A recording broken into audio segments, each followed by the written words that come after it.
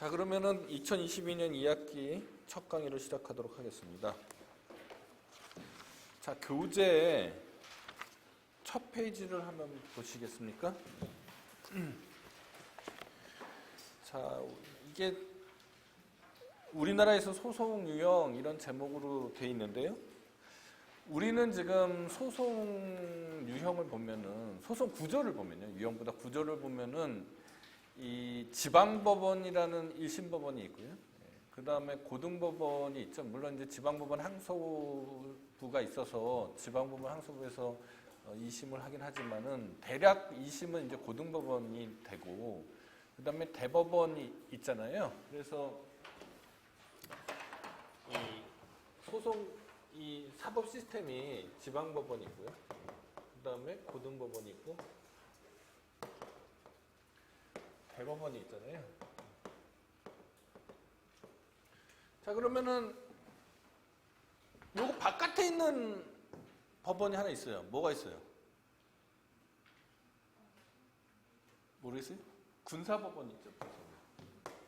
군사법원, 지방군사법원이 있고 고등군사법원이 있고 그 다음에 끝은 대법원으로 가야 돼요. 안 가면 안 되죠. 헌법의 최종심은 대법원이 되도록 되어 있습니다. 자, 그럼 헌법에요. 3심제 규정은 없어요. 최종심 규정만 있거든요. 그러니까 소송은 3심이다라고 하는 거는 정확한 말이 아니죠. 실제로 2심제로 운영하는 소송 유형도 있죠. 특허 소송도 그렇고 공정거래위원회에 관한 사건은 2심제예요. 행정소송도 과거에는 2심제였습니다. 그러나 최종심은 반드시 대법원이 돼야 돼요. 그죠? 근데 1심마에는 지방법원 체계 안에 들어있지만 1심은 이렇게 전속관할로 돼 있는 그런 소송 유형이 두 개가 있어요. 하나는 뭐죠? 하나는 가정법원. 또 하나는요. 지금 우리 하고 있잖아요. 행정법원.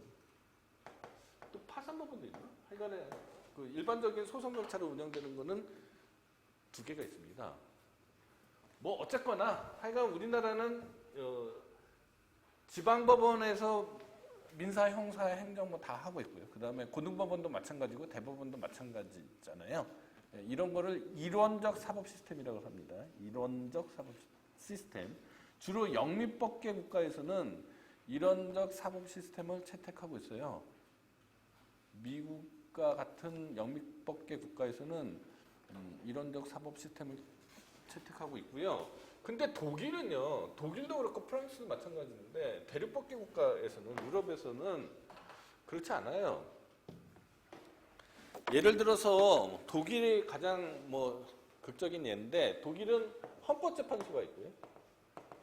그 다음에 민형사법원이 있어요. 그 다음에 행정법원이 있고요. 그 다음에 노동법원이 있고, 그 다음에 사회법원이 있고, 재정법원이 있어요. 하나 더 있어요. 6개가 있습니다. 재정법원. 그리고 재정법원도, 재정법원 20년인가? 기억이 안 나요. 민형사법원, 고등민형사법원이 있고요. 그 다음에 연방민형사법원이 있고요. 행정법원, 고등행정법원이 있고 연방행정법원이 있어요.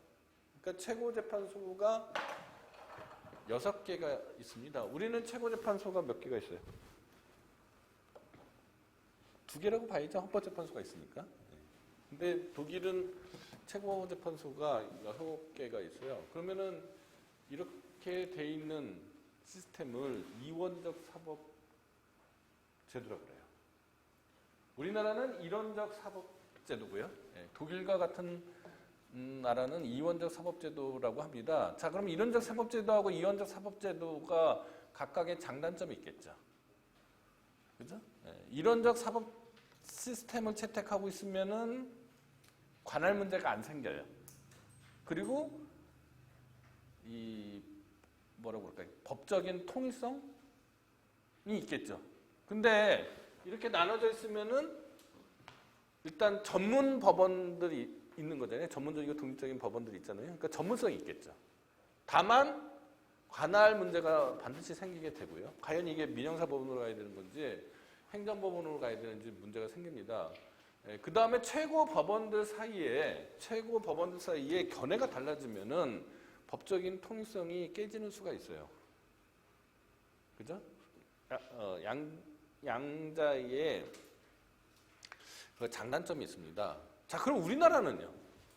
우리나라는 일단 일제시대 때 일본 사람들이 우리를 식민지배, 참 불행한 역사지만 식민지배를 했단 말입니다. 그 당시에 일본 사람들은 행정재판제도가 있었는데 이 행정재판제도는 사법부 소속이 아니었어요. 행정부 소속에 있었습니다. 지금 프랑스의 꽁세 유테타라는 그 행정법원이 있는데 거기도 사법부 안에 있지 않아요. 행정부 안에 있어요. 재밌죠? 근데 당시에 그 행정법원이 도쿄에 딱 한 군데 있었는데 그 이른바 내지 일본 본토에만 행정소송이 제대로 작동이 됐고 식민지 조선에는 행정소송이 없었어요. 그냥 민사소송하고 형사소송이 있었는데 행정소송은 없었습니다. 어쨌거나 그 당시에 일본 사람들이 채택한 거는 일원적 사법 시스템이에요? 이원적 사법 시스템이에요? 이원적 사법 시스템이죠. 행정법원이 따로 있잖아요. 일반 법원하고 완전히 독립된 형태의 법원이 따로 있잖아요. 그러니까 그거는 이원적 사법 시스템이었는데 그럼 일본 사람들이 일원적 사법 시스템으로 바뀌었단 말이에요. 지금 왜 바뀌었겠어요? 미국이 일본을 점령했죠. 그죠? 2차 대전 끝나고 점령하면서 메가더가 헌법을 만들어줬고 사법 시스템을 완전히 개편을 했는데 그때 미국식으로 일원적 사법 시스템을 만든 거죠.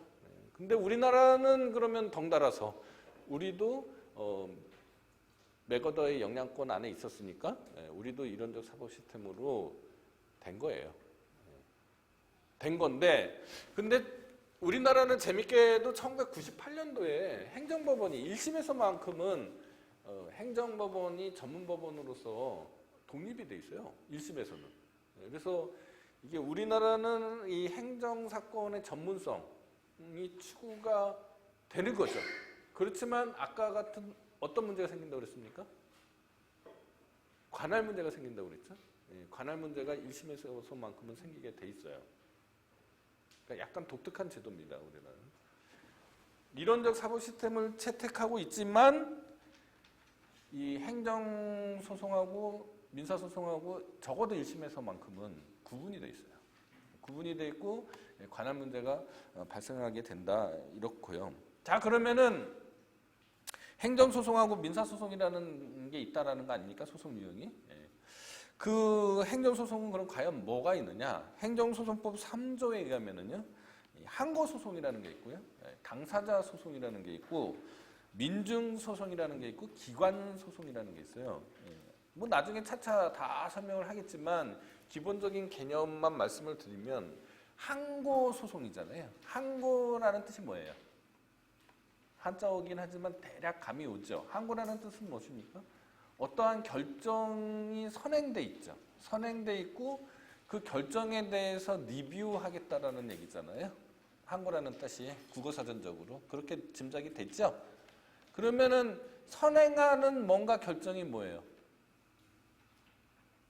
행정법에서 행정행위죠. 그죠? 행정행위라고 하고 소송법적으로는 처분이라고 합니다. 그러니까 처분에 대한 리뷰죠. 처분에 대한 리뷰. 그다음 당사자 소송은 대등한 당사자 사이에 국가나 지방자치단체와 같은 행정주체하고 그 행정작용의 상대방인 일반 국민이나 주민하고 사이에 대등한 관계예요. 자, 처분은요. 아까 항고소송의 대상이 되는 처분은 대등한 관계가 아니죠.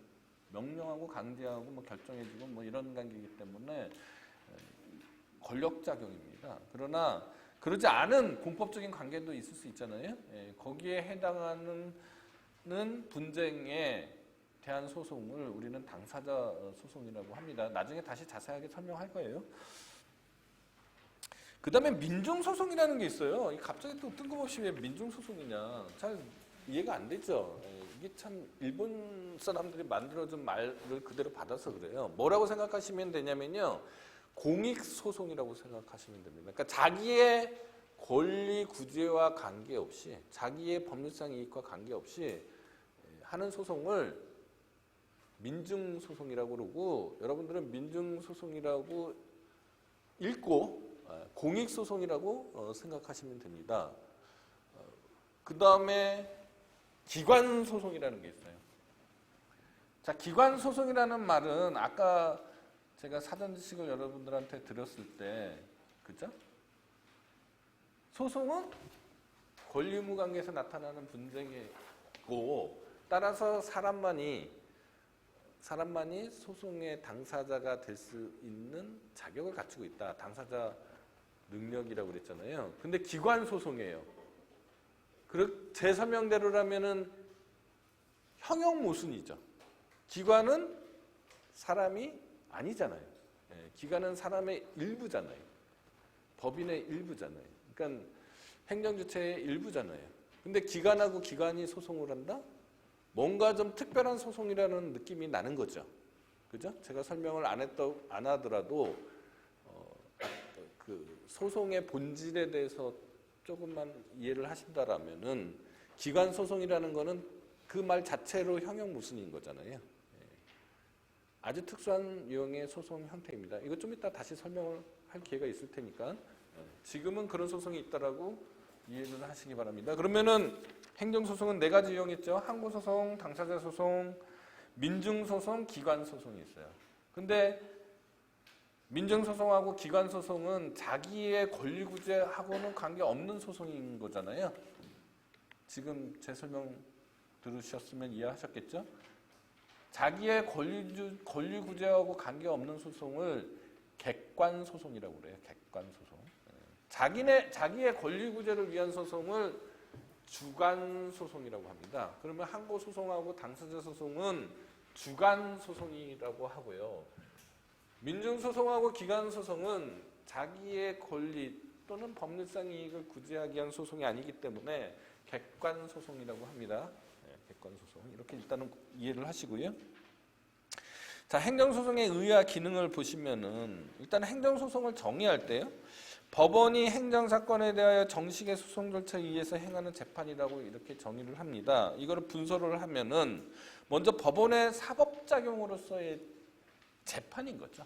그러니까 행정소송도 사법작용으로서의 재판의 일종이 되는 건데 그러면 행정작용하고 사법작용을 어떻게 구분하느냐? 이거는 여러분들이 특별히 설명 안 해도 잘 아시겠지만 행정은 어떤 이 행정의 목적을 수행하기 위해서, 그죠? 달성하기 위해서 적극적인 성질을 가지는 것이고 사법이라는 거는 당사자가 소제기를 통해서, 그죠? 중립적이고 독립적인 법관이 하는 소극적인 작용이잖아요. 그런 차이가 있다라는 것. 더 설명 안 해도 다 아시는 거라고 생각이 듭니다. 그 다음에 행정사건에 대한 재판이에요. 이 부분은 좀 어려운 부분인데, 자, 일단 법률상의 쟁송성이 있어야 된다라는 거는 모든 소송법에서 다 그렇게 얘기하는 거잖아요. 그죠? 법률상의 쟁송이 아니면 소송이 되지 않습니다. 그러니까 즉 모든 생활 사태에서 나타나는 분쟁이 다 소송이 돼서 국가 기관의 하나인 사법부가, 그죠? 사법부가 분쟁을 해결해 주는 게 아니란 말이에요. 그 중에서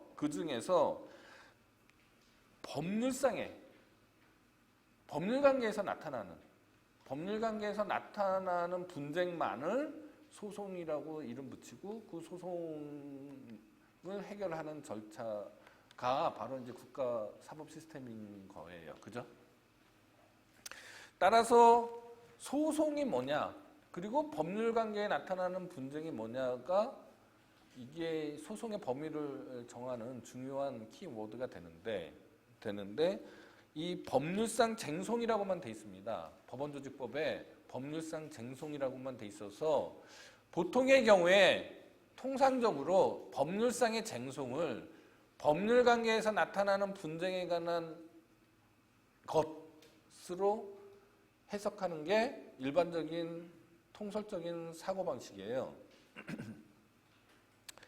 그러니까 법률상의 쟁송은 법률 관계에서 나타나는 분쟁이다. 이렇게 설명하는 게 행정법 학회의 통설입니다. 그러면은 법률 관계는 아까 말씀드렸듯이 권리 의무 관계고요. 그죠? 권리 의무 관계는 권리 능력자만이 권리 의무 관계에서 나타나는 분쟁의 당사자가 될 수 있고 권리 능력자는 바로 사람이고요. 사람은 자연인하고 법인이 있는 거잖아요. 이렇게 이해하고 또 권리 침해에 대한 구제가 바로 행정소송이다라고 설명하는 게 통설인데 따라서 행정소송법에요. 따라서 행정소송법에 어떻게 규정이 돼 있느냐면은 항고소송하고 당사자소송은 아까 주관소송이라고 그랬잖아요. 주관소송은 권리구제를 위한 목적의 소송이라고 설명을 했습니다. 항고소송하고 당사자소송은 이 공법상의 법률관계이기만 하면 당연히 소송의 대상이 돼요. 소송의 대상이 되지만은 아까 민중소송하고 기관소송은 객관소송이라고 그랬잖아요. 이 객관소송은 법정주의라고 해서요. 법정주의라고 해서 모든 분쟁이 다 소송이 되는 게 아니고요. 소송으로 되는 게 아니고 법률에 카테고리가 있습니다. 이러이러한 유형의 소송만 소송으로 봐주겠다라는 거를 법정주의라고 그래요. 그래서 주관소송인 항고소송하고 당사자소송은 주관소송인 항고소송하고 당사자소송은 개괄주의를 채택하고 개괄주의는 이 공법상 법률관계이기만 하면 어떤 유형의 분쟁이든지 간에 소송의 대상이 된다라고 선언하는 것을 개괄주의라고 그래요. 개괄주의를 채택하고 있는데 객관소송인 민중소송하고 기관소송은 법정주의를 채택하고 있다. 법정주의를 다른 말로 열기주의라고도 합니다. 열기주의라고도 해요. 그러니까 개괄주의라는 게 있고 열기주의 또는 법정주의라는 게 있는 거잖아요. 이렇게 나눠지는데 이렇게 돼 있다라는 것은 적어도 우리 행정소송법은 주관소송이 원칙이고 객관소송은 원칙이 아니다라는 것을 선언하고 있기 때문에 법률상의 쟁송은 권리의무관계에서 나타나는 분쟁이다라고 설명하는 통설이 합당하다라고 설명하는 거죠. 근데 거기에 대한 반론이 있어요. 자, 법률상 쟁송이라는 말이 왜 권리의무관계에서 나타나는 분쟁을 의미하는 거냐?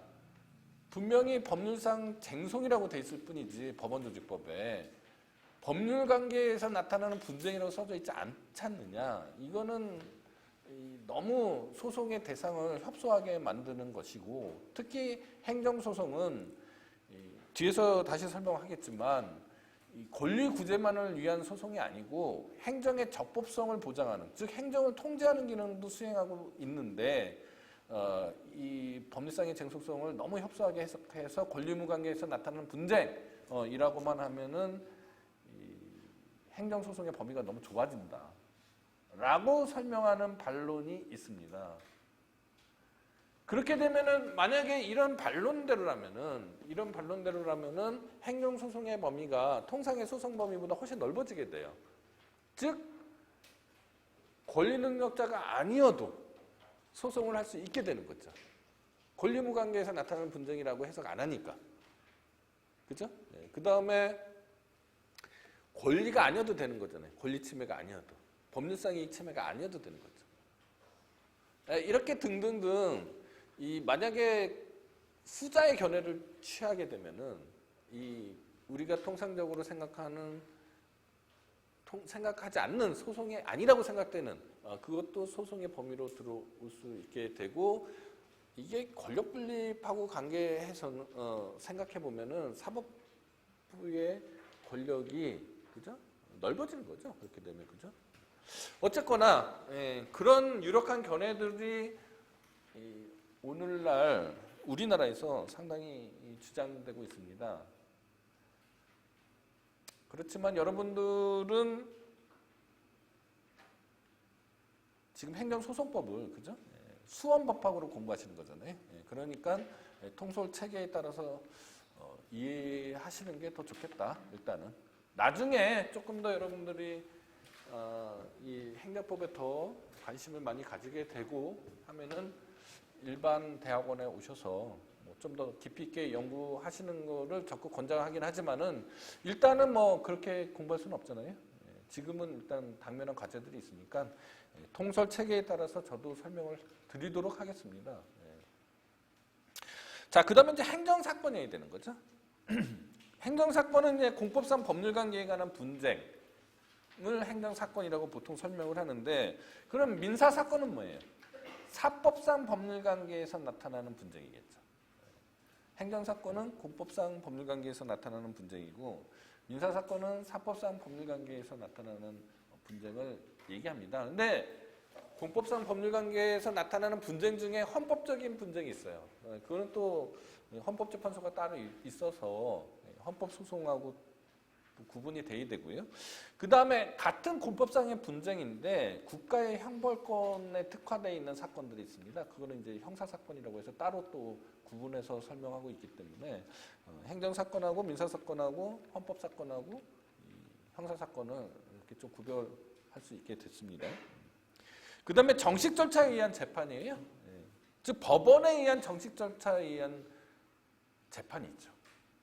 행정기관에 의한 행정심판위원회에 의한 약식 절차가 행정쟁송 절차 중에 포함되어 있죠. 그걸 행정심판이라고 합니다. 그래서 행정심판하고 행정소송은 또 구분이 되어야 된다 라는 얘기고요.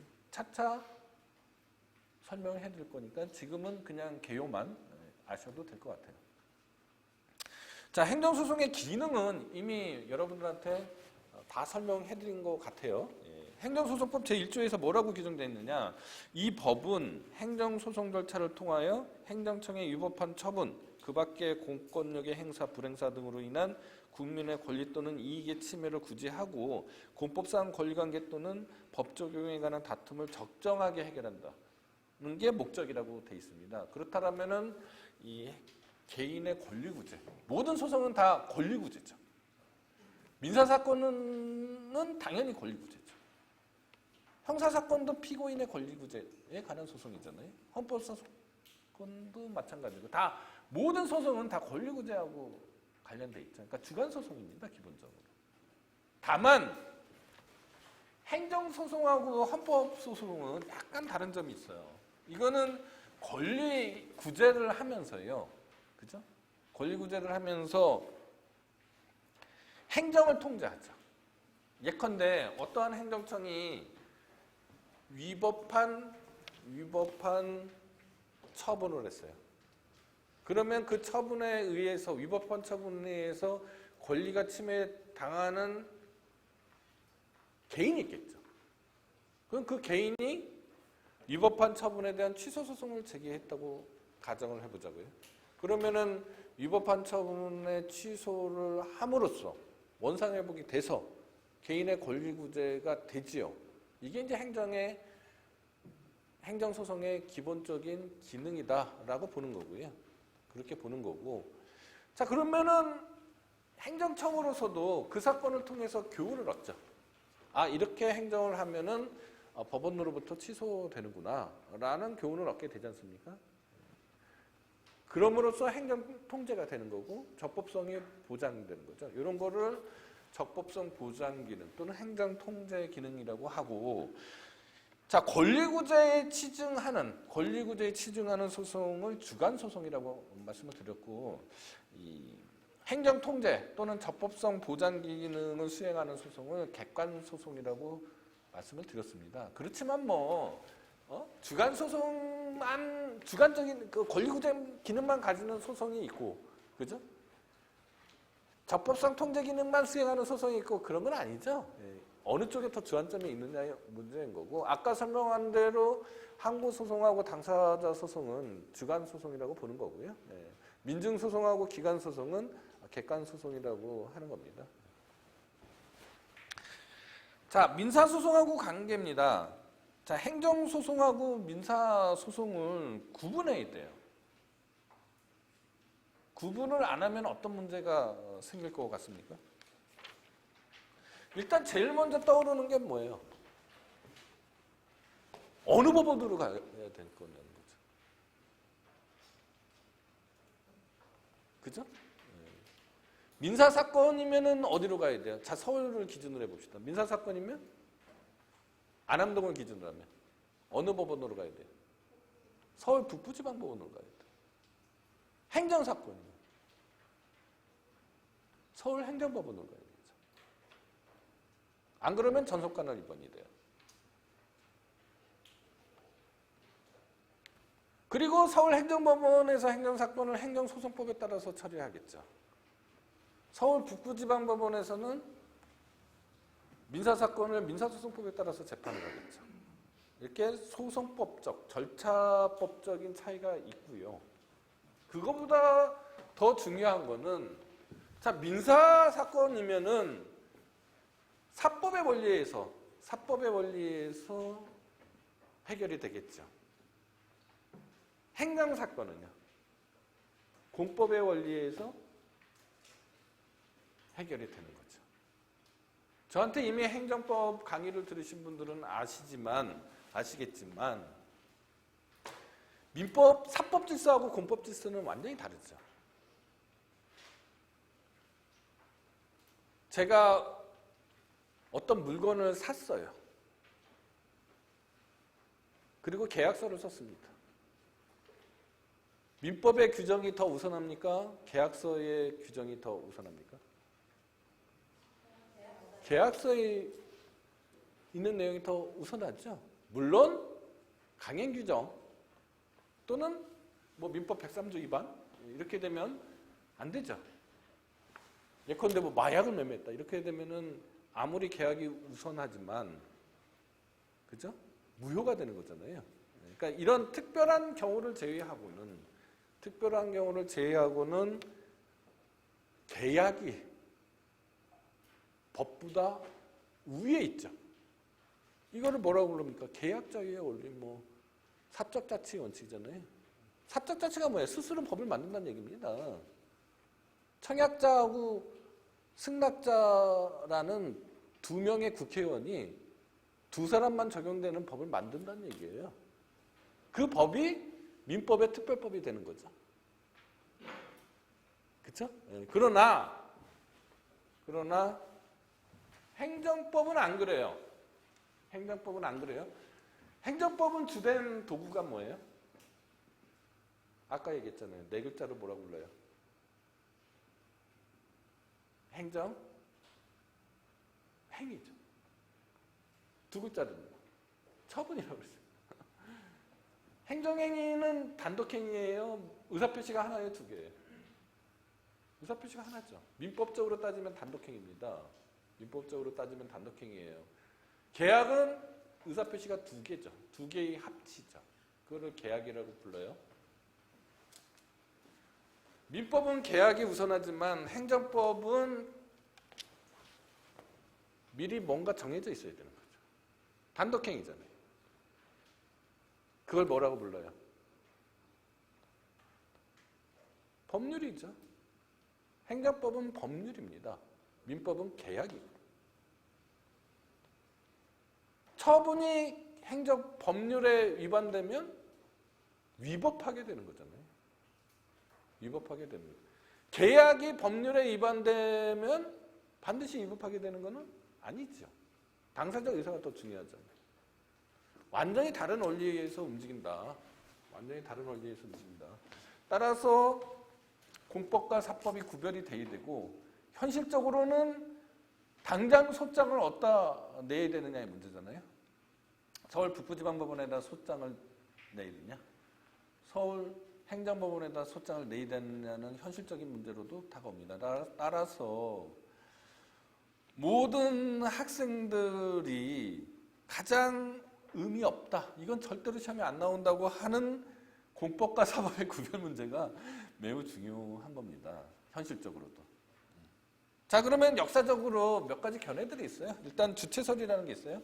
한쪽 당사자가 적어도 국가 또는 공공단체와 같은 행정 주체이면은 공법이고, 그렇지 않으면 사법이다 라는 게 주체설이에요. 근데 우리는 주체설을 딱 봐도 뭔가 잘못됐다, 구멍이 있다, 허점이 있다 라고 알 수 있죠. 어떤 거예요? 국가도 매매계약을 체결하잖아요. 그러니까 국가도 사법적으로 사경제 주체로서 활동하는 경우가 있습니다. 그러니까 당장 주체설이 그죠? 문제가 있다라는 걸 금방 알 수 있어요. 그 다음에 종속설이에요. 상하관계에 관한 법률관계가 상하관계로 돼 있으면은 상하관계로 돼 있으면 공법이고 대등한관계로 돼 있으면 사법이다 라고 구분하는 견해가 있습니다. 그러나 서울특별시에서 여러분들한테 수돗물을 공급한단 말이죠. 그거는 상하관계가 아니잖아요. 그죠? 대등한 관계잖아요.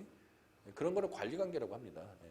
그런 것도 공법의 일부잖아요. 그러니까 요 견해도 100% 맞는 게 아니죠. 아니죠. 그 다음에 이익설이 있어요. 공익과 관련된 법은 공법이고 사익과 관련되는 법은 사법이라는 거죠. 근데 이것도 문제가 있죠. 일단 공익과 사익으로 구분을 한다라는 게 좀 동어 반복적인 것도 있고, 국가가요 볼펜 하나 사더라도 다 공익과 관련된 거죠. 그렇잖아요. 사법적인 이익을 위해서 볼펜을 100% 사적인 이익을 위해서 볼펜을 사진 않아요. 국가가. 그러니까 이것도 일면의 타당성만 있는 것이다. 그 다음에 귀속설이라는 게 있습니다. 공권력의 담당자를 권리 의무의 귀속 주체로 하고 그 공권력의 행사에 적용되는 법을 공법이라고 하고요. 모든 사람에게 권리 의무가 귀속되면 모든 사람에게 적용되는 법을 사법이라고 하자라고 하는 게 귀속설이고 이른바 신주체설, 주체설이 업그레이드 된 거죠. 라고 설명을 하고 이게 독일의 지배적인 학설이라고 설명을 하는데 우리나라의 경우에는 어떠냐? 이른바 복수기준설입니다. 복수기준설. 그래서 종속설과 기속설을 결합해서 종속설과 귀속설을 결합해서 한번 판단해보고 그렇게 해서 해결이 안 되면은 이익설을 또 적용해서 그래서 공법과 사법을 구별하자라고 설명을 해요. 자, 같은 교수예요. 전북대학교 교수하고 고려대학교 교수가 똑같은 잘못을 저질러서 징계를 받았습니다. 그렇죠? 고려대학교 교수가 잘못해서 징계를 받는 거는 민사사건이 되는 거고요. 서울 북부지방법원으로 가야 되는 거고요. 전북대학교 교수가 잘못해서 파면 처분을 받았다든지 감봉 처분을 받으면은 그죠? 행정사건이 되는 거예요.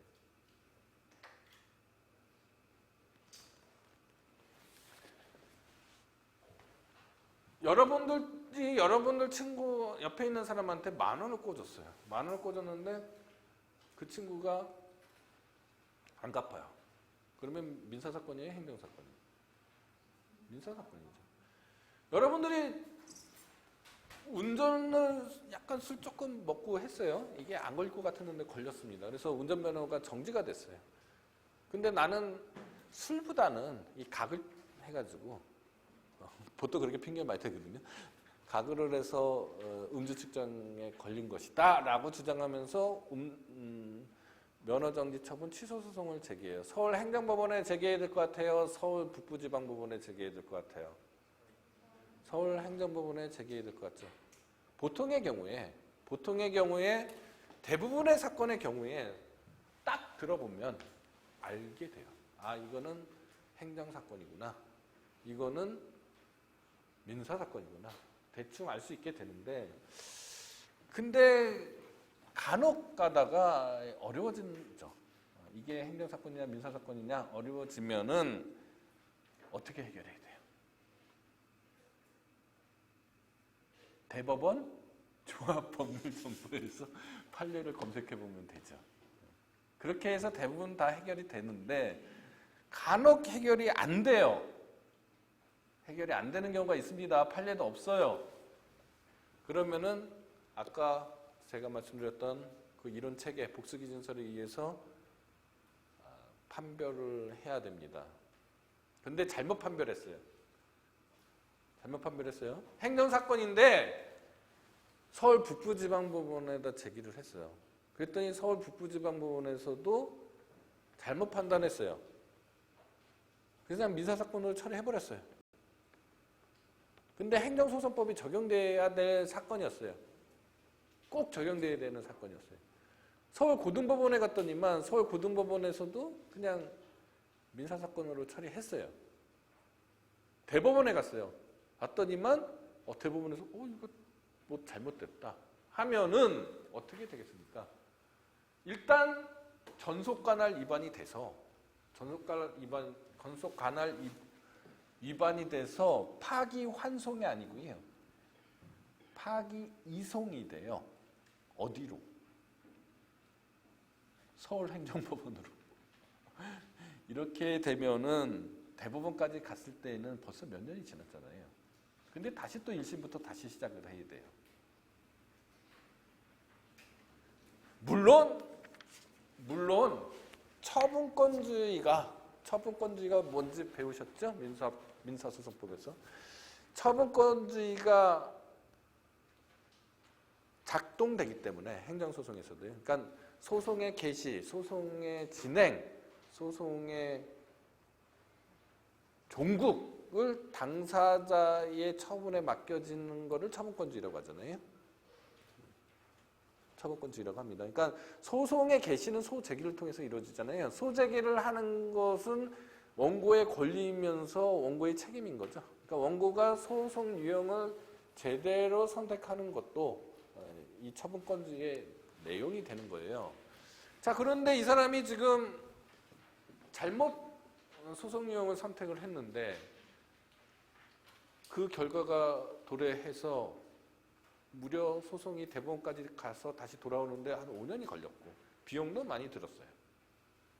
이게 온전히 어떻게 원고의 잘못이냐? 판사도 잘 몰라서, 법관도 잘 몰라서 민사소송으로 처리했었잖아요. 이렇게 어려운 문제를 당사자한테 일방적으로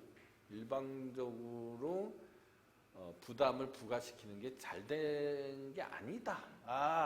라는 견해가 있을 수 있죠. 그래서 민사소송으로 제기하면 민사사건으로 처리하고 행정사건으로 처리하면은 행정사건으로 처리하자라는 견해가 일본에서 주장된 적이 있습니다. 이거를 민소행소병용설이라고 그래요. 민소행소병용설. 그런데 일본의 최고재판소도 마찬가지고 우리나라 대법원도 마찬가지고 그 논리를 받아주지 않았습니다. 그렇게 하면 안 된다.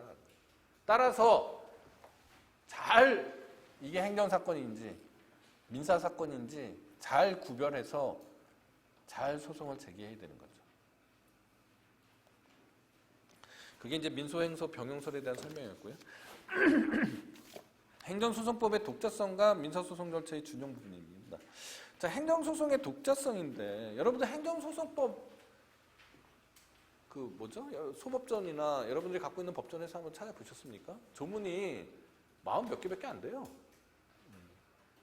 그렇다고 하더라도 행정소송법 8조 1항에 뭐라고 규정되어 있냐면 행정소송에 대하여는 다른 법률에 특별한 규정이 있는 경우를 제외하고는 이 법이 정하는 바에 의한다 라는 겁니다. 즉 행정소송법이 민사소송법의 특별법이 아니고요. 행정소송법은 민사소송법과 전혀 별개의 독자적인 법률 체계다라는 것을 선언하고 있다라고 설명을 하는 겁니다. 그러나 아까 제가 말씀드린 것처럼 한번 여러분들이 법전을 찾아보시면 아시겠지만 행정소송법의 조문수가 몇 개가 되지 않아요. 그나마 최근에 하나가 위헌 판결이 나가지고 조문이 또 줄었어요. 하나. 그러니까 자기 완결적 법률이 아니라는 겁니다. 왜 자기 완결적 법률이 아니게 됐는지를 설명하려면 이것도 참 재밌는 역사적인 게 있는데 너무 시간이 많이 걸릴 것 같으니까 일단은 생략하도록 하고요. 하여간에 자기 완결적 법률이 아니에요. 그럼 다 어떻게 돼 있느냐?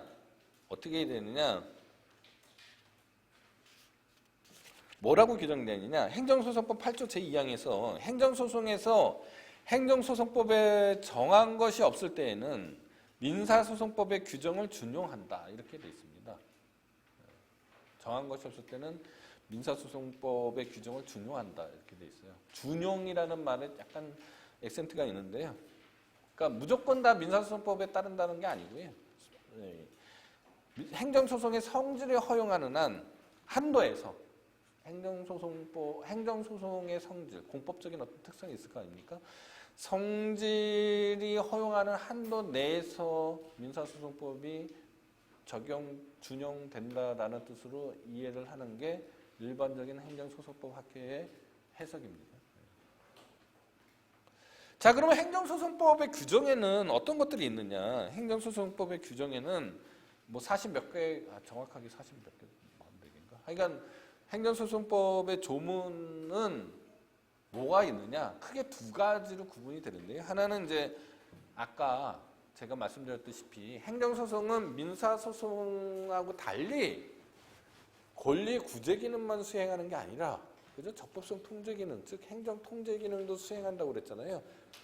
거기에 따르는 조문들이 몇 개가 있고요. 그 다음에 행정법 관계는요, 민법 관계하고 민사법 관계하고 달리, 자, 민사사건은 보통 두 명 사이의 관계잖아요. 청약자하고 승낙자, 그죠? 계약 관계니까. 보통의 경우 그렇죠. 물론 다수 당사자도 있긴 있지만은, 보통의 경우에는 청약자하고 승낙자 두 사이의 문제잖아요. 그러니까 이 법적인 안정성이라든지, 아니면은 뭐랄까 신속한 사건의 처리라든지 이런 거하고는 조금 거리가 있죠. 그러나 행정사건은요, 자, 처분은요, 한번 발령이 되면 처분의 상대방에게만 효력을 미치는 게 아니죠. 어떤 행정법 관계가 형성이 되고 그 행정법 관계는 온 국민한테 다 적용되는 거잖아요. 그렇기 때문에 가장 대표적으로 어떤 문제가 있어요?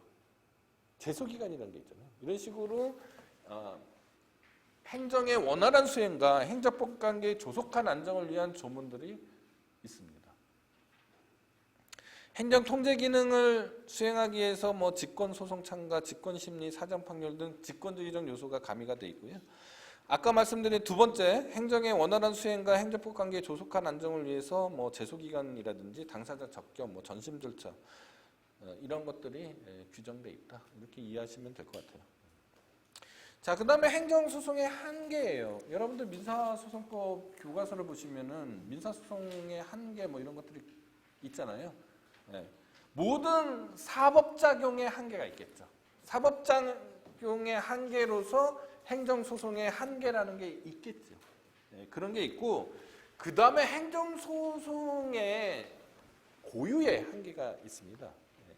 이 두 가지 관점에서 보면, 먼저 앞에 거는 예컨대 뭐 처분권주의가 지배를 한다든지, 아니면은 주관소송의 원칙이니까 법률상 이게 침해를 요건으로 한다든지, 그 다음에 단체 소송이 인정되지 않는다라든지, 뭐 이런 식의 법률성 이익이 없는 경우에, 이런 경우에, 그리고 구체적 사건성이 있어야 된다든지, 이거는 행정소송만의 한계가 아니고요. 행정소송만의 한계가 아니고 민사소송을 포함한 모든 소송의 한계잖아요. 그러면 행정소송의 고유한 한계가 뭐가 있겠냐? 일단 이 행정의 독자성을 가지고 있는 몇 가지 행정작용의 유형이 있습니다. 약간 뭐 어떤 게 있겠어요? 재량행위라든지, 그죠? 그 다음에 행정계획에 있어서의 계획재량, 판단의 여지, 이런 것들이 이 행정법 특유의 행정의 독자성이 있는 그런 영역입니다. 그 세 가지 중에서 가장 이해하기 쉽게 재량행위에 대해서 설명을 하면, 자, 재량행위는 심리를 할 때요. 여러분들이 만약 행정법원 재판부라고 하시면은, 나 같으면은 이렇게 결론을 내렸을 것 같은데 왜 행정부에서는 이렇게 결론을 내렸느냐 라고 위법하다고 할 수 없죠. 그거는 기속행위는 그렇게 할 수 있지만은 재량행위는 그렇지 않습니다. 재량행위는 행정청에게 일정한 자유의 영역이 있는 거잖아요. 그 자유의 영역 안에서, 즉 재량권을 갖고 있다라고 설명하잖아요. 그 자유의 영역 안에서 한 행위는 부당할지언정 위법하다고 하지 않습니다. 그렇죠? 근데 행정법원은 사법부 내에 있기 때문에 부당에는 관여할 수가 없어요. 행정심판은 부당에 관여할 수 있어요. 왜냐하면 행정심판은 행정부 내에서의 문제잖아요. 행정소송에서는 부당에 관여할 수 없습니다. 이런 권력분립의 원칙 때문에 위법성만 관여할 수 있어요. 즉 재량권의 일탈 남용만, 즉 재량권의 한계를 넘어섰는지만 판단하는 거지, 그 재량권 내에서 이루어진 그 행위의 결과가 부당하다는 점에 대해서는 개입할 수 없다. 이런 한계가 있고요. 그 다음에 이제 헌법에서도 나오고 행정법 총론에서도 나오고 또 여기서도 나오네요. 통치행위라는 게 있습니다. 통치행위라는 거는 원래 통상적인 국가 작용이잖아요. 국가 작용인데 다만 고도의 정치적 성격을 가지고 있습니다. 고도의 정치적 성격을 가지고 있어서 과연 사법부가 그 합헌성이나 합법성을 판단할 수 있겠느냐의 문제가 통치행위 이론이라고 하죠. 통치행위 이론. 자, 일단 개념적으로요. 개념적으로 국가 적용 중에 고도의 정치성을 가진 행위가 있는 건 사실이잖아요.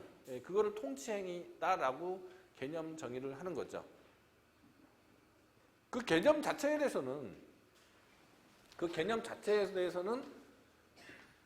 특별히 이론이 있을 수 없죠. 그런 개념이 있다라는 거에 대해서는 뭐 반대하는 사람이 있겠어요. 근데 그것이 훈장의 수요라든지 아니면 외교 관계를 맺는다든지 이렇게 되는 어떤 법적인 관계를 발생변경을 소멸시키는 게 아니고 사실상의 효과만 나타내면은 그거는 사실적 통치행위라고 그러고요. 어떤 그 통치행위 중에서 권리 의무에 직접적인 영향을 미치는 것도 있을 수 있잖아요. 그거는 법적 통치행위라고 합니다. 자, 그러면 우리가 여기에서 통치행위의 합헌성이라든지 통치행위의 합법성을 심사할 수 있겠느냐, 즉 통치행위에 대해서 사법심사를 할 수 있느냐 없느냐의 문제는 사실적 통치행위에서 나오는 문제예요? 법적 통치행위에서 나오는 문제겠습니까? 후자겠죠. 뭐 무르나 맞나 하는 거잖아요. 문제잖아요. 자, 그러면 법적 통치행위인데, 즉 권리 의무에, 국민의 권리 의무에 직접 영향을 미치거나 법률 관계를 발생 변경 소멸시키는 그런 법적인 행위로서의 통치 행위인데 이 사법 심사를 할 수 있겠느냐 아니냐의 문제에 대해서 두 가지 크게 나눠집니다. 근데 하나는 뭐겠어요? 부정설이고 하나는 긍정설이겠죠. 뭐 하나만한 견해의 대립인데, 자, 부정설에는 다시 논거에 따라서 세 가지로 나눠집니다. 첫 번째는 사법 자제설이에요. 사법 자제설. 자, 통치행위의 가장 큰 특징이 뭐예요? 고도의 정치적인 행위 있잖아요. 고도의 정치성이 있단 말입니다. 자, 근데 사법부는 아무리 재판을 잘해도 100%의 지지를 받을 수 없죠. 그죠? 원고가 이기거나 피고가 이기면 졌는데 지지하는 애들은 별로 없어요. 우리 판사님 정말 재판 잘하셨고 저도 마땅합니다. 이렇게 되기 어렵죠. 그런데 고도의 정치성을 띠고 있는 통치행위에 대해서 사법부가 판단을 했습니다. 그러면 국민의 50%는 사법부를 지지할 테고 나머지 50%는 사법부를 지지하지 않을 수가 있죠. 반대할 수가 있죠. 이렇게 되면 사법부로서는 상당히 곤욕스럽다. 왜냐하면 사법부는 민주적 정당성을 가진 권력이 아니죠. 입법부나 행정부하고 달라요. 사법부는 직접적인 민주적 정당성을 갖고 있는 권력기관이 아닙니다. 상권 중에서. 따라서 이런 문제에 괜히 개입해서, 그죠? 국민의 가뜩이나 국민의 민주적인 의사에 의해서 구성되지도 않는 권력이 이런 부분에 개입해가지고 맨날 욕 먹는다. 맨날 대법원이나 헌법재판소 앞에서 맨날 시위한다. 뭐 이렇게 되면 참 곤욕스럽잖아요. 예, 그러니까 스스로 자제해야 된다라는 거죠. 그 다음에 재량행위설이에요. 통치행위는 고도의 정치성 때문에 재량의 범위가 너무나 넓어서 예, 사법심사가 불가하다는 거죠. 근데 이거는 이미 말이 안 되죠. 왜냐하면 재량행위에 대해서도 사법심사를 하잖아요. 그렇잖아요. 그러니까 재량권의 한계를 넘어섰느냐, 재량권의 일탈남용이 있었느냐에 대해서는 심사를 하지 않습니까? 그렇기 때문에 재량행위설을 채택하지는 않아요. 어떤 견해에서도요. 그 다음에 내재적 한계설이라는 게 있어요. 정치적인 행위, 즉 국민주권의 원리라는 게 있고요. 헌법에는요. 그 다음에 법치주의 원리라는 것도 있고 각각의 헌법상의 원리들이 있죠. 사법심사는 법치주의 원리의 대변이죠. 그죠? 정치적인 행위는 근데 국민주권 원리가 지배하는 영역이다라는 거죠. 그래서 이 헌법 원리가 서로 충돌되는 경우에는 조화를 이뤄내야 되는 거고, 그죠? 법치주의를 고지식하게 관철하면 안 되는 영역이 있을 수 있다라는 겁니다. 요거를 권력분립설, 내재적 한계설 이렇게 설명을 해요. 그럼 통치행위 부정설은요?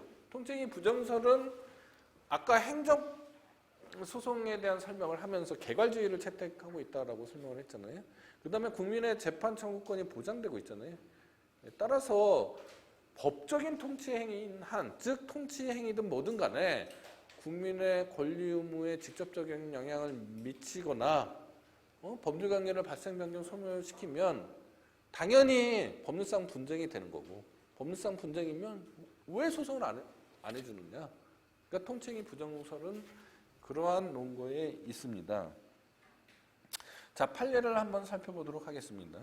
대북 송금행위 사건이라는 사건이 있어요. 지금 약간 언론에서 나오고 있는, 그죠? 다른 문제로 나오고 있어요. 예전에는 이 문제가 아니었는데, 그 박지원 씨라고 아시죠? 지금 국정원장인데 현 국정원장이 전직 국정원장을 고발을 했다는 거 아닙니까? 그래서 지금 수사를 받게 생긴 그런 박지원 씨가 있는데 그 사람에 관한 사건이에요. 김대중 대통령께서 이제 당선이 됐습니다. 당선이 돼가지고 김대중 대통령이 남북 관계를 개선하는데 거의 일생을 보내신 분이잖아요. 근데 그분이 북한의 당시에 김정일 위원장이랑 남북 정상회담을 추구하는데 이게 북한 사람들이 그냥 순수하게 남북 정상회담을 받아주면 좋은데 워낙 가난하고 워낙 힘드니까 돈을 요구를 했어요. 근데 남북 간에 이런 돈이 왔다 갔다 하려면은, 그죠? 통일부 장관의 승인을 받아야 돼요. 그리고 또 외국한 거래가 한국 돈을 주진 않았을 거 아니에요. 달러 같은 걸 줬겠죠. 그러니까 외국한 거래법에 따르는 절차도 있고요. 그러니까 그런 거 위반죄로 박지원 당시 비서실장이었어요. 박지원 씨가 피고인이 됐습니다. 그러니까 김대중 정권이 끝나고 이제 노무현 정권이 들었는데 노무현 정권 때 여소야대였거든요. 그래서 야당이, 즉 지금 국민의힘의 전신인 야당이, 그 당시 야당이죠. 야당이 다수당이었고 워낙 거셌기 때문에 도저히 견딜 수 없어서 노무현 대통령이 같은 여당 인사인데 박지원 씨를 이제 특검을 통해서, 특검이었을 거예요. 특검을 통해서 기소를 했어요. 결론적으로 말씀드리면은 통일부 장관의 승인을 받고서 북한에 돈을 보내면 말이 안 되잖아요. 그러니까 이제 유죄는 맞죠. 그러니까 법위반은 맞죠. 유죄가 아니라 구성요건은 해당성은 이제 된 건데, 근데 이제 박지원 씨가 주장한 게 통치행위다. 통치행위니까 사법심사의 대상이 아니다. 라고 주장을 했습니다. 그때 대법원 판례가 이 대법원의 입장을 아주 정확하게 표현했기 때문에 이 교재에다가 써놓은 겁니다. 18페이지 보시면 판시 사항 이렇게 돼 있어요. 중간부터 읽어보시면 고도의 정치성을 띤 국가 행위에 대하여는 이른바 통치행위라고 하여 법원 스스로 사법심사권의 행사를 억제하여 그 심사 대상에서 제외하는 영역이 있다. 그러니까 기본적으로 통치행위 긍정설에 있다는 얘기죠.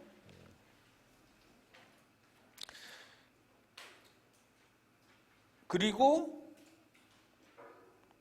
스스로 억제하고 심사 대상에서 제외한다. 뭐 이런 식의 표현들이 있는 걸로 봐서는 사법자제설하고 내재적 한계설을 근거로 하는 것 같아요. 이 두 가지 근거를 두고서 통치행위 긍정설에 있는데, 그러나 이와 같이 통치행위의 개념을 인정한다고 하더라도 과도한 사법심사의 자제가 기본권을 보장하고 법치주의의 이념을 구현하여야 될 법원의 책무를 태만히하거나 포기하는 것이 되지 않도록 그 인정을 지극히 신중하게 하여야 하며, 그 판단은 오로지 사법부에 의하여 이루어져야 한다라는 게 판시사항입니다.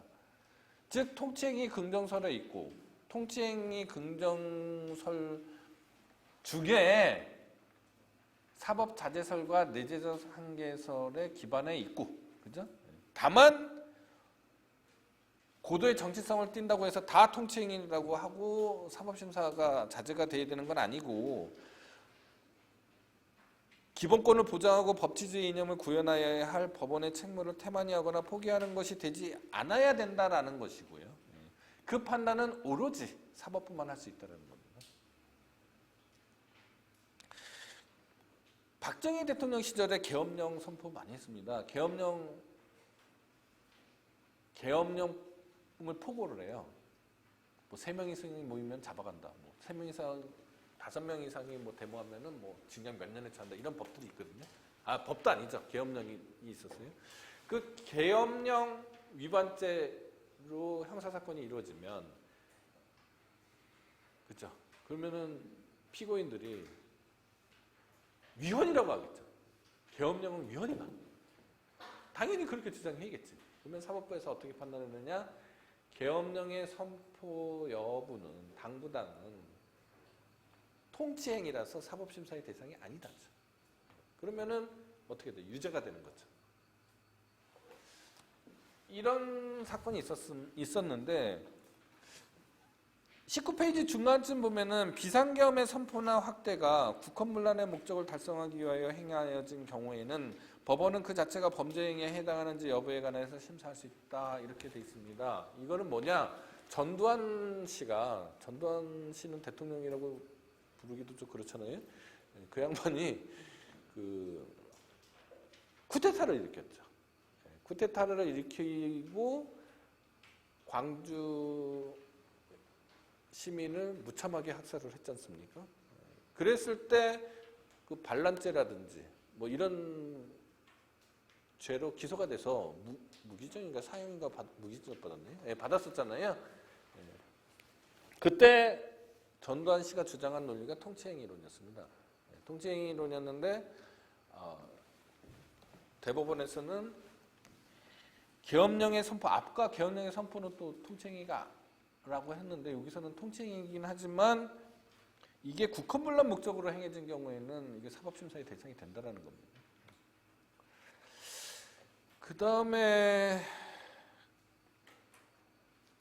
서훈을 주는 것, 훈장을 주는 것, 이거는 이제 사실적 통치행위가 돼서, 그죠? 사실적 통치행위라고 봐야겠죠. 예, 그래서 뭐 법적인 문제가 발생하지 않는데 서훈을 취소하는 것은 이거는 법적인 문제라고 해서 사법심사의 대상이 된다라는 판례가 있고요. 자, 헌법재판소 사건 중에서는 금융실명거래 및 비밀보장에 관한 긴급 재정경제명령이라는 게 있어요. 이건 김영삼 대통령이 금융실명제를 시행을 하는데, 이 긴급명령 전에는요, 김영삼 대통령 이전에는 지금은 여러분들 은행에 가서 계좌 개설하려면은 신분 다 확인하고 하잖아요. 과거에는 차명으로 손쉽게 할 수 있었어요. 그래서 차명 계좌를 만들어서 걷다가 뭐 비자금도 만들고 뭐 이런 식으로 세금도 빼먹고 뭐 이런 식으로 범죄하고 경제의 투명성과 관계없는 경제질서에 그런 행동들이 많이 이루어졌는데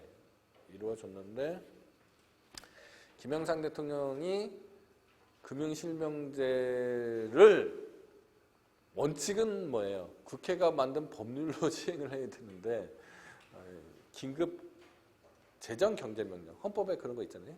긴급 재정경제명령으로 했습니다. 뭐 여러 가지 뭐 그렇게 해야 할 수밖에 없었던 것은 이해가 되죠. 왜냐하면은 금융실명제를 법으로 만들려면 국회 논의 과정이 있어야 되고 시간이 많이 걸리죠. 그 사이에 뭐 다 문제를 일으키는 사람들이 다 문제를 얻게 만들 수가 있잖아요. 그러니까 깜짝 쇼를 조금 좋아하시는 것도 있었지만 뭐 그런 연유 때문에 금융실명제를 긴급 재정경제명령으로 발령을 했는데 그게 이제 헌법재판소의 심판 대상이 됐습니다. 이건 헌법재판소에서 통치행위이지만 사법심사의 대상이 된다고 했고요. 노무현 대통령 때 국군의 이라크 파병 결정을 했는데 그거는 통치행위이고 사법심사의 대상이 아니다라고 각하를 했습니다. 자, 그러면 제 결론은 뭐냐? 저는 통치행위 개념을 인정하는 데 대해서 누구도 부인할 수 없다라는 거고, 그리고 헌법상에요. 국회의원의 징계 제명 처분은 명문으로 법원에 제소할 수 없다 해서 사법심사를 배제해 놓고 있습니다. 이런 게 아니면은 아까 말씀드렸듯이 개갈주의를 채택하고 있고 국민의 재판 청구권이 보장되고 있는 이 시점에서 통치행위 부정설은 통치행위 이런 긍정설은 잘못된 거다라는 게 제 개인적인 견해입니다. 그러면은 고도의 정치성 있는 부분은 어떻게 해야 되는 거냐? 그거는 마치 재량행위에서, 그죠? 재량권의 일탈 남용만 심사하고 재량권 내의 문제는 통제 밀도가 낮아지잖아요. 그렇게 해야 되는 거다라는 게 제 생각입니다. 자, 그 다음에 의무이행 소송 등의 허용 여부가 이제 사법심사의 한계인데 이거는 나중에 의무이행 소송을 설명할 때 더 자세히 설명할 테니까 이게 권력분립과 관련해서 문제가 되고 있다라는 정도만 일단 이해를 해주시기 바랍니다. 나중에 아주 자세하게 설명을 해드릴 예정입니다. 자, 그 다음에 행정소송의 종류로 가서요. 자, 이게 형성소송하고 이행소송하고 확인소송이라는 게 있는 거잖아요. 형성소송하고 이행소송하고 확인소송이라고 있습니다. 이게 행정소송만의 문제는 아니죠. 행정소송만의 문제는 아니고 모든 소송법의 문제잖아요. 자, 모든 소송에서 여러분들 민사소송에서 뭐 잘 배우셨겠지만 형성소송, 이행소송, 확인소송에서 가장 기본이 되는 소송 유형은 뭐예요? 확인소송이죠. 확인소송이죠. 권리관계 확인 더하기 이행 명령 하면 무슨 소송이 돼요? 이행 소송이 돼요. 권리관계 확인 더하기 형성권의 확인 하면은 무슨 소송이 돼요? 형성소송이에요. 그러니까 모든 소송의 기본은 확인 소송이죠. 모든 소송의 기본은 가장 기본 베이스죠. 그 확인 소송에 형성의 문제가 플러스되어 있으면 형성 소송이 되는 거고, 이행의 문제가 플러스되어 있으면 이행 소송이 되는 거고, 그렇죠? 자, 그러면은 민사 소송에서 가장 빈도수가 많은 소송의 유형은 뭐겠어요? 뭐예요? 피고는 원고에게 금 100만 원을 지급하라. 무슨 소송? 이행 소송이죠. 민사 소송에서 가장 기본이 되는 소송은 이행 소송입니다. 자, 행정 소송에서는요. 빈도수로 봤을 때 아까 항고 소송이 있었죠. 항고는 처분에 대한 리뷰라고 그랬잖아요. 처분에 대한 리뷰인데 그걸 취소를 해요. 그럼 취소 소송이 되죠. 취소 소송이 형성 소송이죠. 그러니까 행정 소송에서는 형성 소송이 빈도수가 가장 많게 됩니다. 자, 형성의 개념을 알아야 돼요. 형성의 개념을 모르니까 과연 이게 형성 소송이 뭔지 잘 모르죠. 형성의 개념은 민법 총칙적으로요. 어떠한 의사표시를 하게 되면 그 의사표시와 동시에 법률관계가 발생, 변경, 소멸되는 거예요. 법률관계가 발생, 변경, 소멸돼요. 그거를 소송에서 구현해내면 형성소송이 되는 거죠. 의사를 표시한과 동시에 법률관계가 발생, 변경, 소멸되니까 집행의 문제가 발생합니까? 안 합니까? 집행의 문제는 발생할 리가 없죠. 자, 이행소송에서는요. 이행하라잖아요. 이행하라 했는데 돈이 생기지 않죠. 판결이 선고된과 동시에 하늘에서 돈이 뚝 떨어지지 않잖아요. 그죠? 예. 집행의 문제가 항상 남죠. 이행소송은 집행의 문제가 남죠. 자, 행정소송에서, 지금 행정소송법 시간이니까요. 보통 취소소송이 가장 대표적인 형성소송으로 보게 됩니다. 그 다음에 이행소송은, 행정소송에서 이행소송은 참 어려워요. 별로 떠오르는 게 별로 없습니다. 다만 당사자 소송에서는 당연히 이행소송이라는 게 있고요. 그 다음에 확인소송은 처분에 대한 무효 확인을 구하는 소송이 있습니다. 무효 확인 소송이라는 게 있어요. 물론 당사자 소송에서도 확인 소송이라는 게 있어요. 자, 그 다음에 내용에 의한 분류입니다. 행정소송법 3조에서 아까 이미 설명한 대로 주관소송하고 객관소송을 나누어서 주관소송은 항고소송하고 당사자소송이 있고요. 그 다음에 객관소송은 민중소송하고 기관소송이 있다라고 설명을 했어요. 자, 항고소송은요. 아까 뭐라고 그랬습니까? 항고라는 거는 필연적으로 어법상, 국어어법상 뭔가 선행하는 뭐가 있어야 되는 거잖아요. 그래야지 리뷰라잖아요. 그 선행하는 그 뭔가가 처분이 있죠.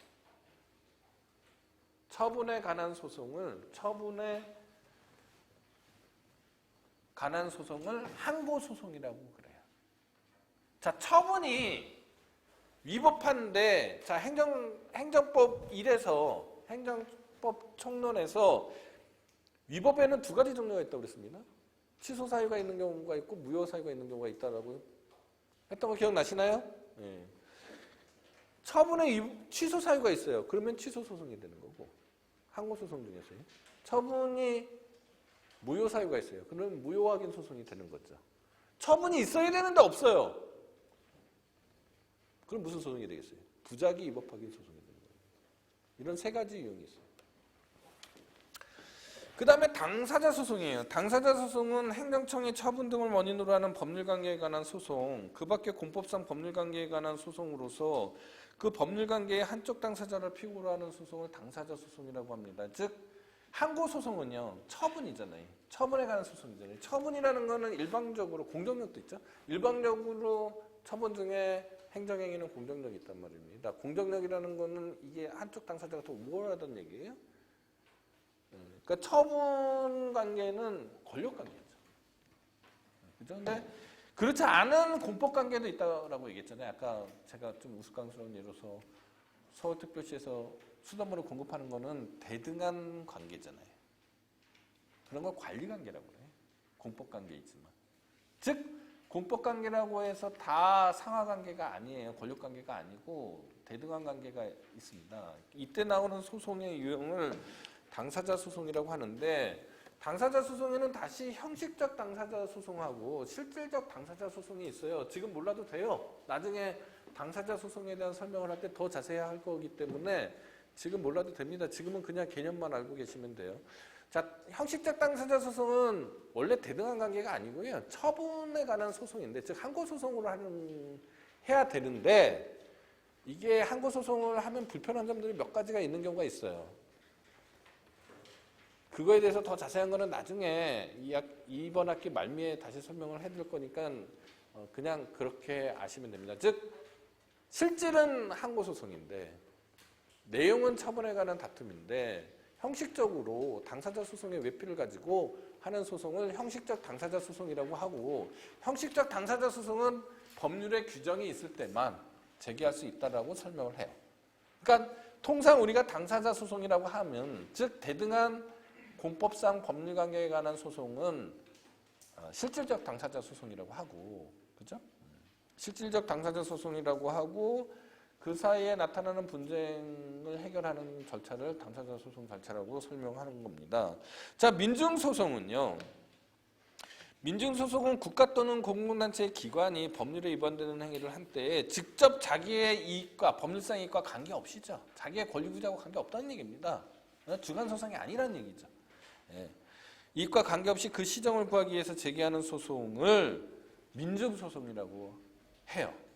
민중소송에서는 대표적인 게 선거 무효 확인 소송이나 국민투표 무효 확인 소송, 그 다음에 요새 좀 핫한 주민소송이라는 게 있어요. 주민소송이요. 지방자치법에 있는 주민소송. 그 다음에 기관소송은 국가 또는 공공단체의 기관 상호 간의 권한의 전부 또는 그 행사에 관한 다툼이 있을 때에 이에 대해서 제기하는 소송을 기관소송이라고 합니다. 기관소송은 아까도 말씀을 드렸지만 이 기관 간의 소송이라는 게 소송법에 상식하고 맞지 않잖아요. 그래서 요거는 특별히 법률에 규정이 있는 것만 제기할 수 있는데 이 권한쟁이라는 게 또 있어요. 헌법재판소법에 권한쟁이라는 소송 유형이 있단 말입니다. 이 기관소송하고 권한쟁의 소송하고는 사실은 본질은 같아요. 그래서 합쳐서 기관쟁이라고도 합니다. 합쳐서. 그런데 헌법재판소법에 권한쟁의 심판에 해당하는 것은 기관소송을 제기할 수 없도록 이렇게 규정되어 있어요. 그래서 원래는 그러지 않았는데 이 헌법재판소법에 따르는 권한쟁의 심판이라는 이 소송 유형이 생기는 바람에 기관소송의 대상은 동일한 행정주체 내에서의 기관 간의 소송만을 기관소송이라고 부릅니다.